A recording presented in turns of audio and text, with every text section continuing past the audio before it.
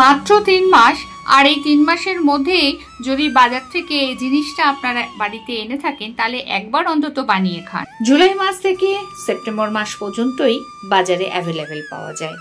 তবে দেরি কেন, চলুন শিখে নিই। নমস্কার, আমি দীপিকা, আপনারা দেখছেন বংরাধানী রান্নাঘর। আজ একটি নতুন পর্বে আবারও চলে এলাম, চলুন দেখে নিই। বন্ধুরা, এই যে এখন জুলাই মাস, আর এই জিনিসটা কিন্তু সেপ্টেম্বর মাস পর্যন্ত পাওয়া যায়। খেয়াল করে দেখবেন বাজারে সেপ্টেম্বর মাসের পর কিন্তু এই শোলা কচু আর পাওয়া যায় না। অতএব একবার অন্তত এইভাবে রেসিপিটা ট্রাই করা যাক। আর কচু যদি বাড়িতে নিয়ে আসেন, সবসময় 2 দিন বাড়িতে রেখে তারপরে খাওয়ার চেষ্টা করবেন, তাহলে কি হয় গলাটা ধরে না আর কি, কচুর যে রসটা সেটা শুকিয়ে যায়। তো আমি এখানে একটা স্টিক ব্যবহার করছি, 2টো স্টিক ব্যবহার করছি। আর ওই যে স্টিলের যে কাঠের স্টিকটা নিয়েছি, আর এই যে স্টিলের স্ট্র থাকে সেটাও নিয়েছি।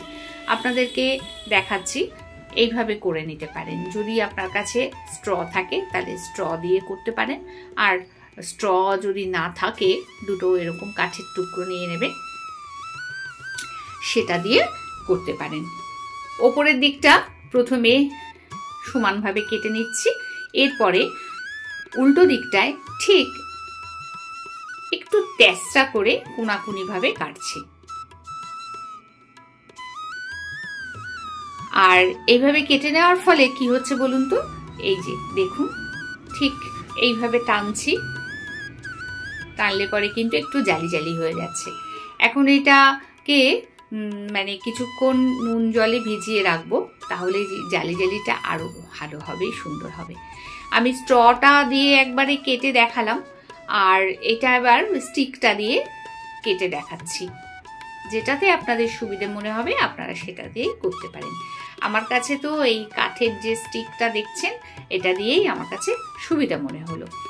তো এখানে একটা পাত্র নিয়েছি, তার মধ্যে দিয়ে দিলাম কাটিং করা শোলা কচুটা, দিচ্ছি জল, আর এই জলের মধ্যে পরিমাণে নুন দিচ্ছি, আর দিচ্ছি লেবুর রস দিয়ে বেশ কিছুক্ষণ ভিজিয়ে রাখবো।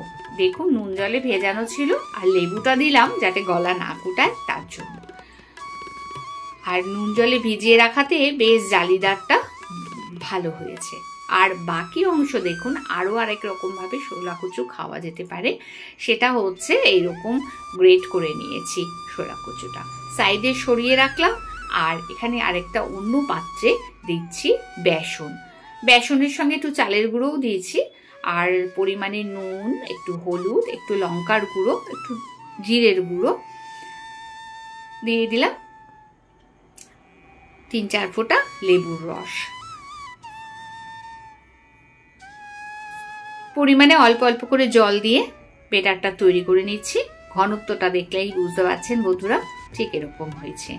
কড়াতে তেল দিচ্ছি, তেলটা কিন্তু গরম হবে, আর তেলটা গরম হওয়ার পর ঠিক এইভাবে টেনে টেনে ওই ব্যাটারটার মধ্যে কচুগুলোকে দিচ্ছি। দেখুন লম্বা করে টানলে পরে কতটা বড় হয়ে গেছে, ঠিক এইভাবে ভেজে তুলে নিচ্ছি। সিম আছে যদি ভাজা যায় তাহলে কিন্তু ভেতর থেকে খুব সুন্দর ভাজা হবে, আর জোর আঁচে দিয়ে যদি ভাজি তাহলে ওপরটা ভালো করে ভাজা হয়ে যাবে আর ভেতরটা কাঁচা থেকে যাবে। সেজন্য সবসময় কিন্তু সিম আঁচে ভাজবেন। দেখুন বন্ধুরা কত সুন্দর হয়েছে। এই শোলা কচুটা আমি এইভাবে করে নিলাম, আর যেটা গ্রেট করে রেখেছিলাম সেটাতে দিয়ে দিলাম তেল, তেলটা একটু কমিয়ে নিয়েছি আর কি, সেই অল্প একটু তেল রেখেছিলাম, বাকি তেলটা ঢেলে নিয়েছি, অতটা তেল লাগবে না। তাই কালো জিরে কাঁচা লঙ্কা ফোড়ন দিয়ে গ্রেট করা কচুটা দিয়ে ভালো করে নেড়ে চেড়ে ভেজে নিতে হবে। অনেকটা পরিমাণে কমে গেছে যখন, তখন কিন্তু নুন হলুদটা দিয়েছি, তার সাথে দিয়েছি সামান্য পরিমাণে চিনি, একটু মিষ্টি না দিলে ভালো লাগবে না। ভিডিওটা কেমন লাগলো অবশ্যই কমেন্টস করে জানাবেন বন্ধুরা। আর এখনো যারা সাবস্ক্রাইব করেনি তাদের বলবো প্রত্যেকদিন নতুন নতুন ভিডিও নোটিফিকেশন পাওয়ার জন্য প্রথমে সাবস্ক্রাইব করে পাশে থাকা বেল আইকনটি অল ক্লিক করে দেবেন। সঙ্গে থেকে সম্পূর্ণ ভিডিও দেখার জন্য অনেক অনেক ধন্যবাদ।